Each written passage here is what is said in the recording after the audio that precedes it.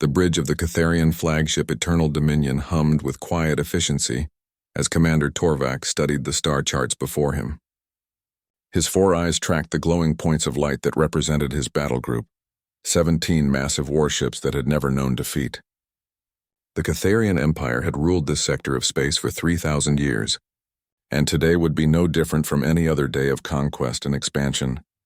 His communications officer, a young Catharian named Rhynix, turned from her console with barely concealed excitement.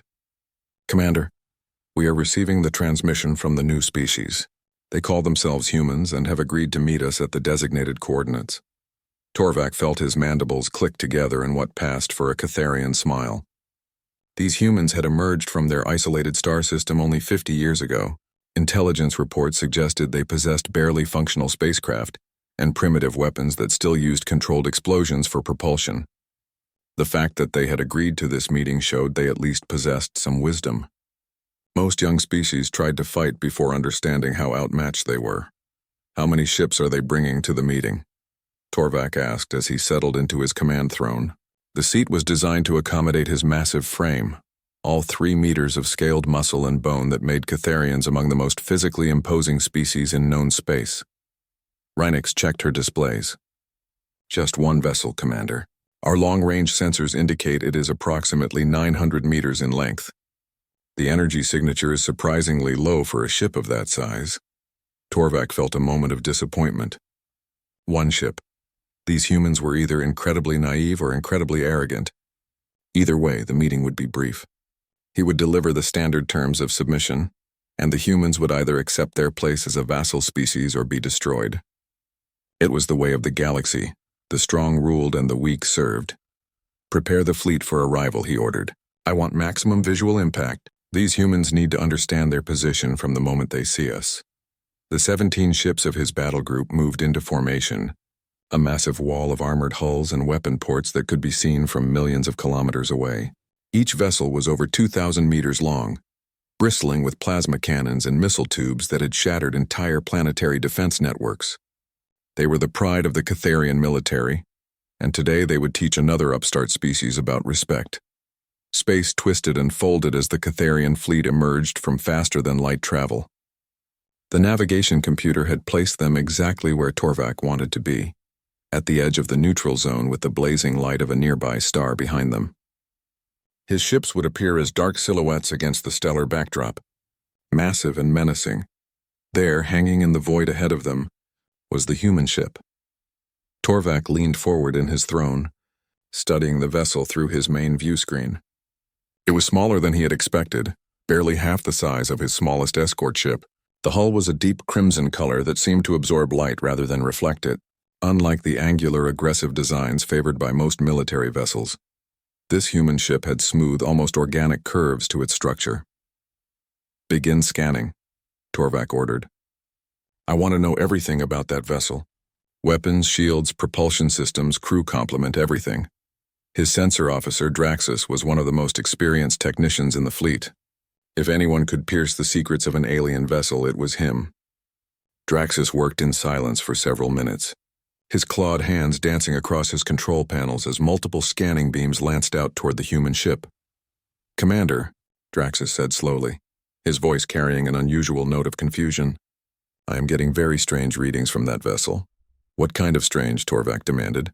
"The hull material is unlike anything in our database. It appears to be absorbing our scanner beams rather than reflecting them. I can barely get any detailed readings on their internal systems. The power signature is also odd. It is too low for a ship of that size, almost as if they are running on minimal power." Torvak felt a flicker of unease, but he pushed it aside. Primitive species often had unusual technology, simply because they had not yet learned the correct way to build things. Perhaps these humans used strange materials because they did not know better. "Any weapons visible?" he asked. "None that I can detect, Commander. No plasma emitters, no missile tubes, no particle beam projectors. If they have weapons, they are very well hidden." The unease grew stronger, but Torvak forced confidence into his voice. Perhaps they truly did come in peace. That would make things simpler. "Open a communication channel." Rhynix worked her controls. "Channel open, Commander." "They are responding." The view screen flickered and changed. The face that appeared was not what Torvak had expected. The human was female, with pale skin and hair the color of copper wire pulled back from her face. Her eyes were the color of winter ice, hard and calculating. This was not the expression of someone coming to beg for mercy. "I am Commander Sienna Vex of the United Earth Fleet," the human said. Her voice was clear and steady, with an accent that Torvak found difficult to place. "I assume you are here for the diplomatic meeting we agreed upon." Torvak drew himself up to his full height, a display meant to intimidate. "I am Commander Torvak of the Catharian Imperial Navy. We are here to discuss the terms of your integration into the Catharian Empire." Sienna Vex tilted her head slightly, and Torvak could have sworn he saw amusement in those cold eyes. "I think there has been a misunderstanding, Commander.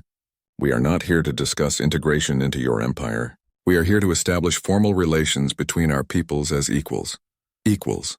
The word hung in the air like a challenge. Torvak felt his blood heating with anger. This primitive creature dared to suggest that her species stood on the same level as the mighty Catharian Empire. "You do not understand your situation," Torvak said, his voice dropping to a threatening growl. "You have one ship. We have 17. You are surrounded and outgunned. You will accept our terms or be destroyed." Sienna Vex smiled, and it was not a pleasant expression. "Commander Torvak, before you make any threats you cannot take back, I suggest you take a closer look at my ship." Torvak was about to dismiss her words when Draxus spoke up urgently. "Commander, the human vessel is changing." Torvak turned his attention back to the main view screen. The crimson ship was rotating slowly on its axis, and as it turned, details that had been hidden came into view. What he had thought was a smooth, peaceful hull was actually covered in panels and hatches. As he watched, those panels began to slide open. "Weapon ports," Draxus whispered. "Thousands of them." The transformation was like watching a flower bloom in reverse, opening to reveal thorns instead of petals. The smooth hull of the Phoenix Rising split apart in 100 places. Gun barrels emerged, ranging from small point defense turrets to massive cannons the size of buildings. Missile hatches irised open, revealing row after row of deadly projectiles. Energy projectors unfolded from hidden compartments, their focusing crystals already beginning to glow with contained power. "By the Ancient Ones," Rinix breathed. "How many weapons does that thing carry?" Draxus was frantically updating his displays. "I count over 800 individual weapon systems, Commander. And those are just the ones I can see. There may be more still hidden. 800 weapon systems on a ship barely 900 meters long. Torvak's flagship, twice that size, carried only 200 weapons. This human vessel had 4 times the armament in half the space. The Phoenix Rising completed its rotation, and now Torvak could see writing on the hull in human script. His computer translated it automatically, displaying the words in his own language. "Phoenix Rising, a bird that dies in fire only to be reborn from its own ashes, a symbol of endless resurrection, of an enemy that can never truly be defeated." "Commander," Draxus said, his voice shaking. The power readings from that ship just increased by a factor of 50. "Whatever they were hiding before, they are not hiding it anymore." Sienna Vex appeared on the screen again. "Now do you see, Commander Torvak? This is the Phoenix Rising, a Vengeance-class heavy cruiser. She is what we send when we want to make sure there are no misunderstandings." Torvak found his voice, though it came out rougher than he intended. "Your ship is heavily armed. That does not mean you know how to use those weapons. Would you like a demonstration?" Sienna asked. "There is a suitable asteroid approximately 100,000 kilometers from our current position. It should serve nicely as a target." Before Torvak could respond, the Phoenix Rising fired. Not all of its weapons, just a single cannon, but that one weapon unleashed a torrent of destruction that Torvak had never witnessed before. A projectile, moving so fast it appeared as nothing more than a streak of light, crossed the distance to the asteroid in less than a second. The impact was catastrophic. The asteroid, a massive chunk of rock and metal over 5 kilometers across, simply ceased to exist. One moment it was there, solid and real. The next moment it was nothing but an expanding cloud of superheated vapor and debris. Torvak stared at the empty space where the asteroid had been. His ships could destroy such a target, but it would require sustained bombardment from multiple vessels over several minutes. The humans had accomplished it with a single shot from a single weapon. "That was our primary kinetic accelerator," Sienna explained calmly. "We have 6 of them. They fire projectiles at 40% of light speed. Kinetic energy on impact is approximately equivalent to a 50 megaton nuclear explosion. Very effective against hardened targets. Torvak felt something he had not experienced in decades of military service. Fear. Real primal fear of an enemy that could destroy him before he even had time to react. But he was a Catharian commander, trained from birth in the arts of war. He would not show weakness before this human female. Your weapon is impressive, he admitted carefully. But one powerful gun does not make you invincible. We still outnumber you 17-1. Sienna Vex looked at him with those ice-cold eyes, and Torvak saw something in them that made his blood run cold. Pity. She pitied him. Do you know what the difference is between your ships and mine, Commander Torvak? Your ships are designed to conquer. Mine is designed to survive. What does that mean? Torvak demanded. It means that your vessels are built to intimidate weaker species into submission. You have never faced a peer opponent, let alone a superior one. My ship, on the other hand, was built by a species that spent 10,000 years fighting itself before we ever left our home planet. We know what real war looks like. Impossible, Torvak said. No species fights itself for that long and survives. We nearly didn't, Sienna admitted. We came close to extinction more times than I can count. Nuclear wars, biological weapons, environmental collapse, we did it all to ourselves. But we survived, and in the process we learned how to build the most effective killing machines in the galaxy. Reinix spoke up from her station, her voice trembling.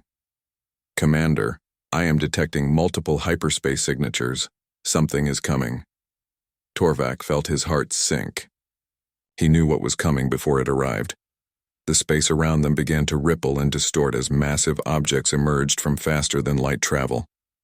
One human ship appeared, then another, then 10 more, then 50, then 100.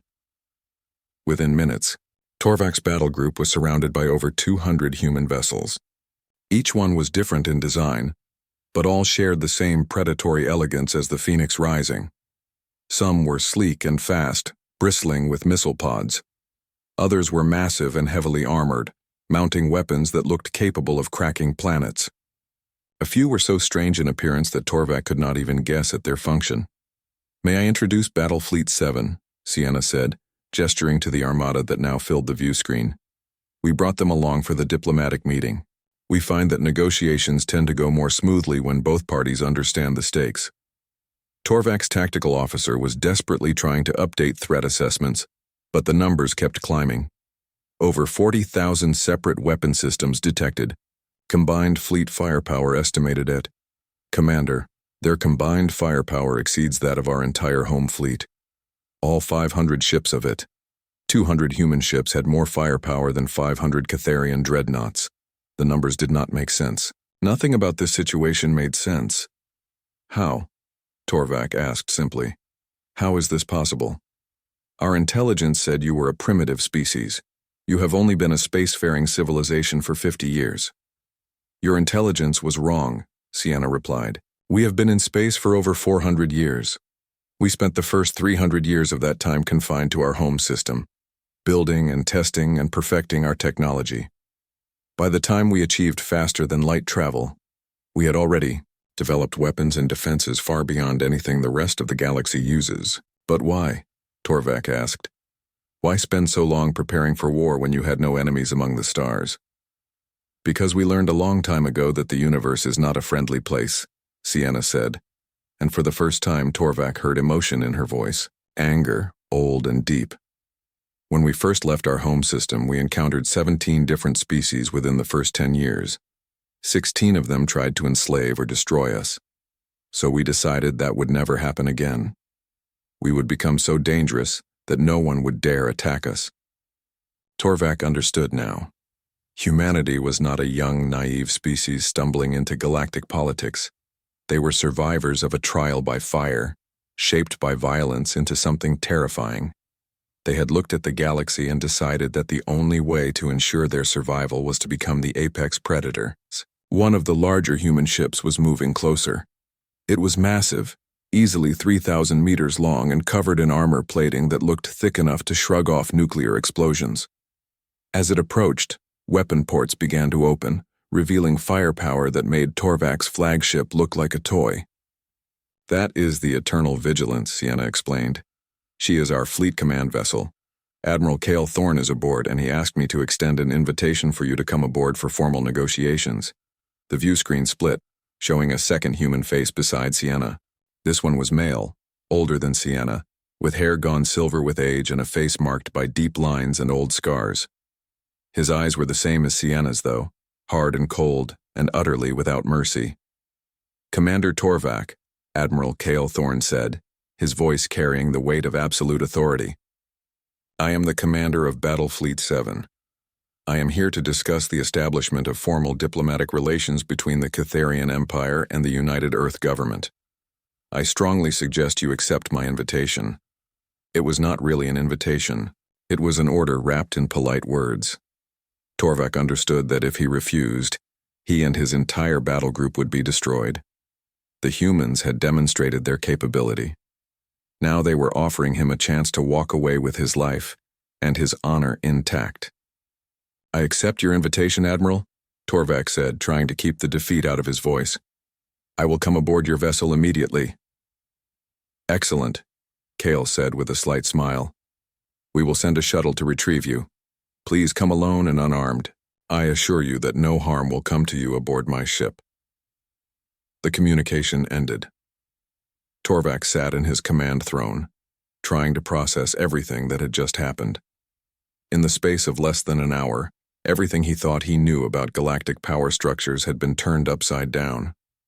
The Catharian Empire was not the dominant force he had always believed it to be. There was something else out there, something far more dangerous.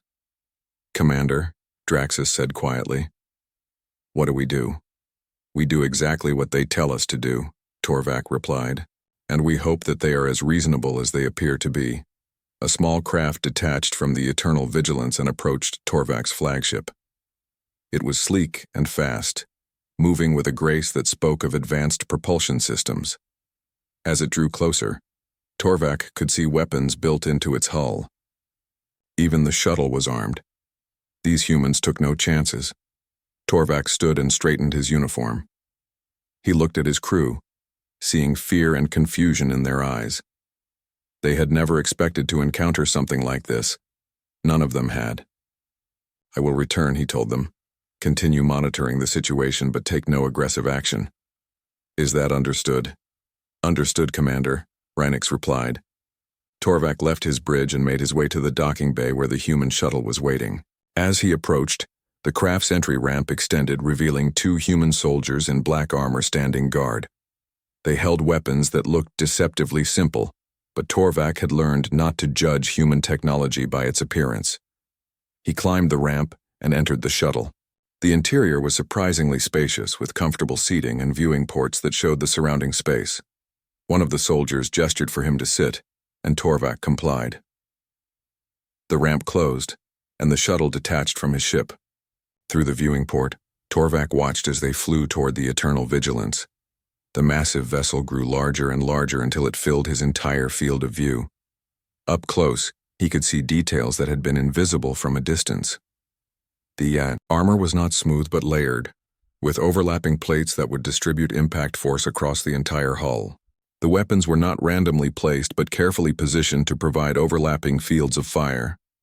Every aspect of the ship's design spoke of careful thought and brutal efficiency.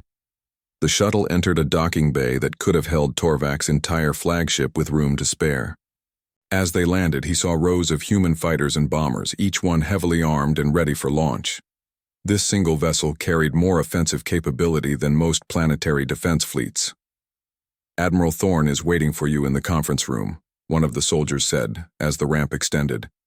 "If you will follow me, Commander." Torvak followed the human through corridors that were clean and well lit. He passed crew members of various species, not just humans. He saw beings he recognized from other parts of the galaxy, all wearing human uniforms and working side by side with their human counterparts. The humans did not just conquer, they integrated. They made allies. The conference room was large and comfortable, with a long table surrounded by chairs designed for beings of various sizes and body types. Admiral Cale Thorne stood at the head of the table, and beside him was Commander Sienna Vex. Both humans watched as Torvak entered. "Please sit," Cale said, gesturing to a chair that had been sized for a Catharian. "We have much to discuss." Torvak sat carefully, aware that he was completely at the mercy of these humans. If they wanted him dead, there was nothing he could do to stop them. But something told him that was not their intention. They had gone to great lengths to arrange this meeting peacefully. "Let me be direct, Commander Torvak," Kyle said as he took his own seat. "We know that the Catharian Empire has been expanding aggressively for centuries. You conquer weaker species and absorb them into your empire. This has been your way for a very long time." "That is correct," Torvak said, seeing no point in denying the obvious. "That way of doing things is about to change," Cale continued. "Humanity has decided that we will no longer tolerate aggressive expansion by any galactic power. From this day forward, any species that attacks another without provocation will face our response. And our response, as you have seen, is quite severe." Torvak felt anger rising in his chest, but he forced it down. "You cannot simply dictate policy to the entire galaxy. The Catharian Empire will not accept this interference in our affairs." Cale leaned forward, and those cold eyes fixed on Torvak with laser intensity. "Commander, let me explain something to you about human history. For most of our existence, we fought among ourselves. Nation fought nation, ideology fought ideology, and millions died in conflicts that achieved nothing. But eventually, we learned that cooperation was better than competition. We united our world under a single government and turned our attention outward to the stars." "What does this have to do with the Catharian Empire?" Torvak demanded. "Everything," Sienna said, speaking for the first time since Torvak had boarded. "When we reached the stars, we expected to find other species who had learned the same lessons we had. Instead, we found empires built on conquest and slavery. We found civilizations that measured their success by how many other species they had subjugated. We found a galaxy that had learned nothing from thousands of years of bloodshed. So you appointed yourselves as judges," Torvak said bitterly. "You decided that you know better than species who have been traveling the stars for millennia." "No," Cale said firmly. "We appointed ourselves as protectors. There is a difference. We do not seek to rule other species or tell them how to live. We simply insist that they leave each other alone. Any species that wants to live in peace will find humanity to be a generous friend and valuable ally. Any species that seeks conquest will find humanity to be an implacable enemy." Torvak was silent for a long moment, thinking about what the Admiral had said. The humans were not interested in building an empire.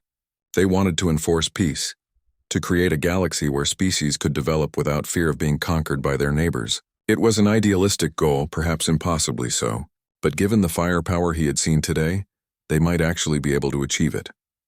"What exactly are you proposing?" Torvak asked carefully. "A treaty," Sienna replied. "The Catharian Empire will agree to cease all aggressive expansion. In exchange, humanity will guarantee your borders against external threats. Any species that attacks you will have to deal with us. You lose the ability to conquer others, but you gain security that no one can threaten you.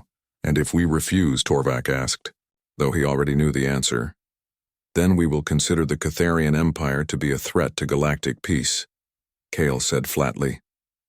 "We will blockade your territory, disable your military vessels, and impose sanctions that will cripple your economy. We prefer not to kill if we can avoid it, but we will do what is necessary to protect innocent species from aggression." Torvak looked at the two humans sitting across from him. They were serious. They had the power to back up their threats, and they clearly had the will to use it. The Catharian Empire could fight, of course. They could refuse the treaty and try to stand against humanity. But Torvak had seen what human weapons could do. He had no doubt that such a conflict would end with the complete destruction of his civilization. "I do not have the authority to agree to such a treaty," Torvak said finally. "I am merely a military commander. Such decisions must be made by the Imperial Council." "We understand," Cale said, nodding. "That is why we prepared this." He slid a datapad across the table. "That contains the full text of the proposed treaty, along with detailed information about human military capabilities. Show it to your council. Let them see what we can do. Then let them decide if they want us as friends or enemies." Torvak picked up the datapad, feeling the weight of it in his clawed hand. This small device contained information that would change the course of galactic history. How long do I have to deliver an answer? 1 standard month, Sienna replied. After that, we will assume the answer is no and act accordingly. Torvak stood and the 2 humans rose as well. I will deliver your message to the Imperial Council. I cannot predict what their response will be. We can, Kale said with a slight smile. They will accept the treaty because the alternative is extinction. Empires that have lasted for thousands of years tend to value their survival above their pride. The shuttle returned Torvak to his flagship. As he stepped off the craft and back onto his own ship, he felt as if he had aged a decade in the few hours he had been gone. His crew looked at him expectantly, waiting for orders or explanations. Torvak had neither to give. Set course for the homeworld, he ordered. Maximum speed. The Imperial Council needs to see what I have learned today. As his battle group turned and began the long journey home, Torvak stood on his bridge and watched the human fleet through his view screen. 200 ships, each one capable of matching or exceeding anything the Catharian military could field. And according to the datapad, this was just one of 12 such battle fleets that humanity maintained. The full strength of the human military was mind-boggling. Commander, Renix asked quietly, what happened aboard their ship? I learned something important, Torvak replied. I learned that the galaxy has changed and we must change with it or be left behind. The journey home took 3 weeks. During that time, Torvak studied the information on the datapad obsessively. He learned about human history, about their slow climb from a single planet to a spacefaring civilization. He learned about the wars they had fought against aggressive alien species, and the devastating victories they had won. He learned about their philosophy of strength through deterrence, of preventing war by being too dangerous to attack. Most importantly, he learned that humanity was sincere in their offer of friendship. The treaty they proposed was not designed to cripple the Catharian Empire, but to redirect its energies toward peaceful development. Species that signed the treaty gained access to human technology, human markets, and human protection. Several civilizations had already signed, and all of them reported significant improvements in quality of life. When Torvak finally reached the Catharian homeworld, he requested an immediate audience with the Imperial Council. The council consisted of the 12 most powerful members of Catharian society, individuals who had guided the empire for decades. They gathered in their ancient chamber, a room that had witnessed 1,000 years of decisions. Torvak stood before them and delivered his report. He told them everything he had witnessed, held nothing back.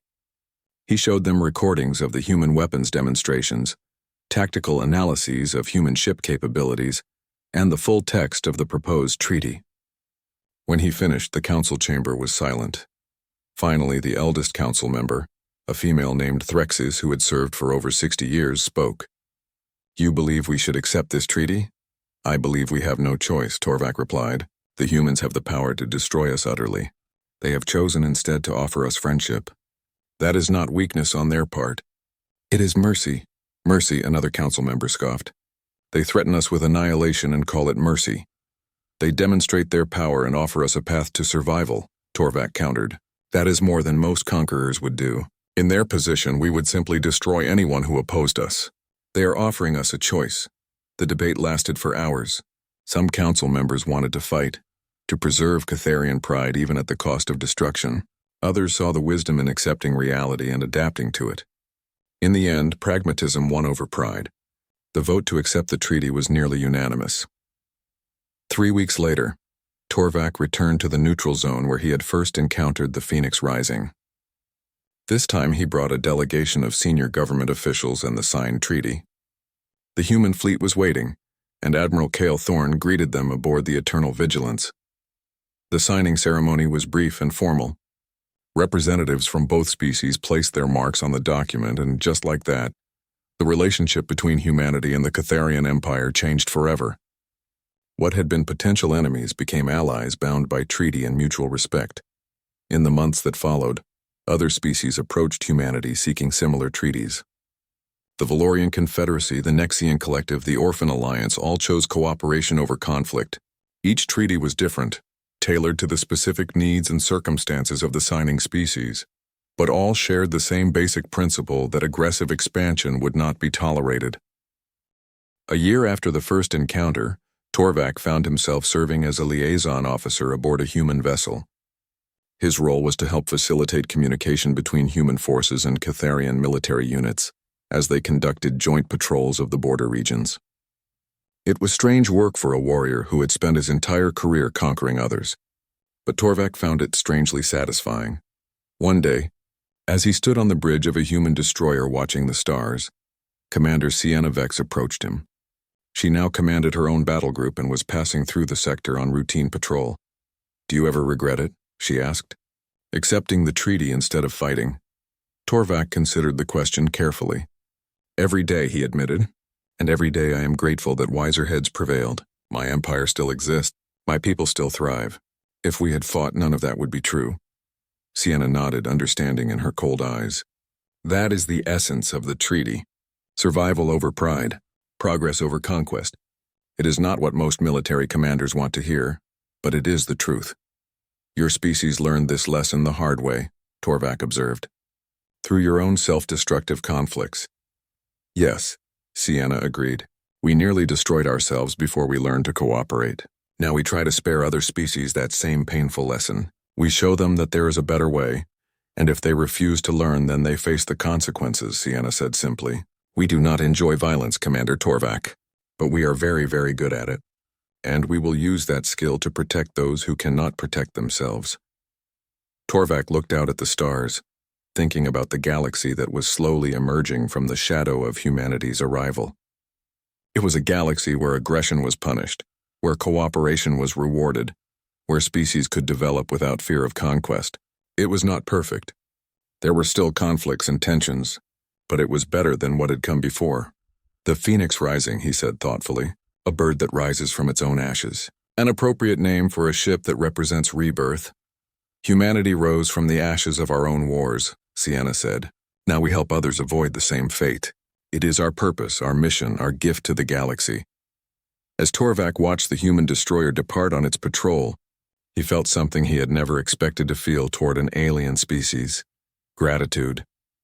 The humans had given his people something precious, a future free from the cycle of conquest and collapse that claimed so many civilizations. They had given the galaxy hope.